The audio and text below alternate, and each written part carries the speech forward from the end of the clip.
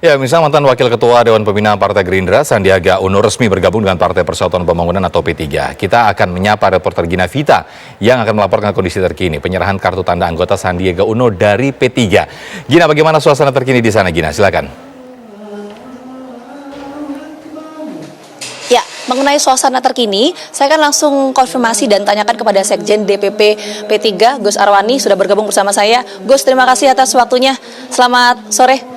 Selamat sore, Assalamualaikum. Waalaikumsalam warahmatullahi wabarakatuh. Gus, mungkin pertanyaan pertama saya ingin konfirmasi dulu. Betul per hari ini, per sore ini kita berbincang bahwa Menparekraf Sandiaga Uno akan resmi bergabung dengan P3?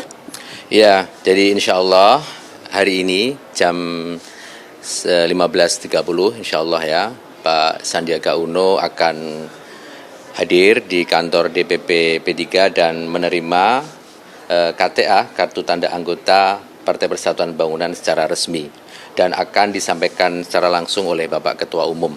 Oke, ya. Nanti setengah 4, artinya ya sekitar 15 menit lagi lah ya Gus ya. Tapi pertanyaan saya, setelah nanti mendapatkan KTA, kan di beberapa media sempat disampaikan oleh internal P3 bahwa Pak Sandi ini atau Mas Sandi akan mendapatkan jabatan struktural di P3. Itu jabatan apa yang akan diemban oleh Mas Sandi? Ya, sebagai tokoh yang kita tahu beliau seorang muslim kota, pengusaha sukses, dan juga seorang pejabat yang cukup aktif dalam isu ekonomi kreatif dan pariwisata. Tentu beliau akan mendapatkan satu amanat tugas yang penting dalam pemenangan partai di pemilu 2024. Tugas memenangkan partai, tugas membesarkan partai adalah bagian dari kesamaan visi, kesamaan pandangan kami dengan Mas Sandi, sehingga Mas Sandi dengan niatan yang tulus ya, bismillah bergabung dengan Partai Persatuan Pembangunan. Tentu juga untuk bagaimana memberikan sumbangsih bagi pembangunan bangsa ini melalui program percepatan pembangunan yang beliau sering sampaikan itu. Oke. Kalau tadi Gus Arwani sempat menyampaikan bahwa tugasnya ini adalah mengenai strategi pemenangan pemilu. Artinya saya konfirmasi, karena informasi yang sempat kami dapatkan di lapangan juga bahwa Mas Sandi ini akan mendapatkan jabatan sebagai Ketua Bapilu. Itu betul nggak sih Gus? Ya, jadi insya Allah ketetapan itu nanti akan disampaikan di rapat pimpinan nasional, Rapimnas yang akan diselenggarakan besok hari Jumat dan Sabtu.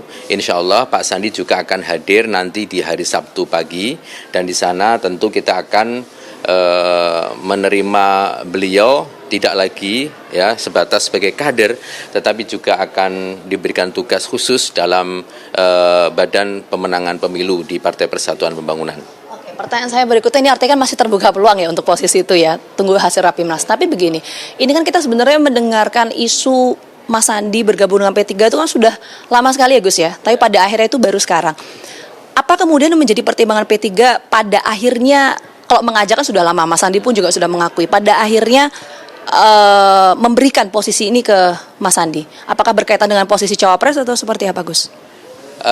Ini bagian dari satu kiat ya, kami sebagai partai politik untuk terbuka, untuk memperluas jangkauan ya, sehingga kami ingin juga profiling P3 itu dipenuhi oleh tokoh-tokoh yang lebih luas lagi, lebih banyak lagi, sehingga ketika dari beberapa kesempatan Mas Sandi bersama dengan P3 melalui kegiatan-kegiatan ya sebagai narasumber, bahkan motivator pada para kader, lalu juga aktivitas beliau di pesantren-pesantren itu sangat pas ya, sehingga ada kecocokan.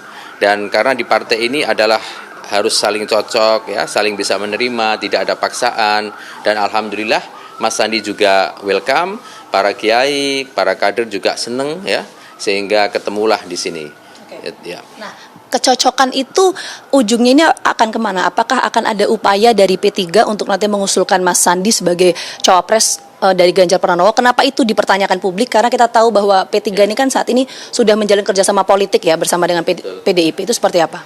Ya, salah satu modal dari seseorang untuk dikandidasikan sebagai cawapres atau capres tentu adalah survei elektabilitas ya yang dipunyai. Nah, kita tahu bahwa Mas Sandi di beberapa survei juga cukup bagus, bahkan mayoritas unggul sebagai cawapres terkuat, ya, terpopuler dan punya elektabilitas yang oke juga, sehingga ditambah dengan kalau dihubungkan ketika Rapimnas di Jogja, Rapimnas mengamanatkan sosok yang ber-KTA P3 lah yang harus diprioritaskan untuk bisa diusulkan sebagai pendamping Mas Ganjar sebagai calon presiden. Jadi sangat mungkin ya Rapimnas nanti teman-teman sebagian juga kami sudah mendengar teman-teman di daerah juga ingin agar beliau nanti diresmikan di Rapimnas itu sebagai sosok yang akan diusulkan di meja perundingan bersama dengan PDI Perjuangan, ya tentu ada Ibu Megawati Soekarno Putri untuk salah satu ya yang kita usulkan, satu-satunya bahkan oleh teman-teman di daerah. Potensinya besar sekali. Singkat saja mungkin terakhir, Gus, apakah posisi cawapres untuk Mas Sandi ini sebagai harga mati untuk membangun koalisi antara P3 dengan koalisi-koalisi lain? Singkat saja. Ya, Rapimnas, kita akan menjaga hasil Rapimnas bahwa cawapres itu yang akan diusulkan oleh Partai Persatuan Pembangunan adalah prioritas kader kami yang ber-KTA P3. Dan ketika Mas Sandi hari ini ber-KTA P3, tentu beliau mempunyai peluang yang cukup ya tinggi untuk itu. Baik, nanti kita tunggu ya seperti apa penyerahan KTA dari P3 ke Sandiaga Uno. Sekali lagi terima kasih banyak Gus Arwani. Saya kembalikan ke Sofyan di studio. Terima kasih informasinya, kita tunggu saja hasil Rapimnas bagaimana apakah Sandiaga Uno benar-benar disandingkan sebagai cawapres dari Ganjar Pranowo.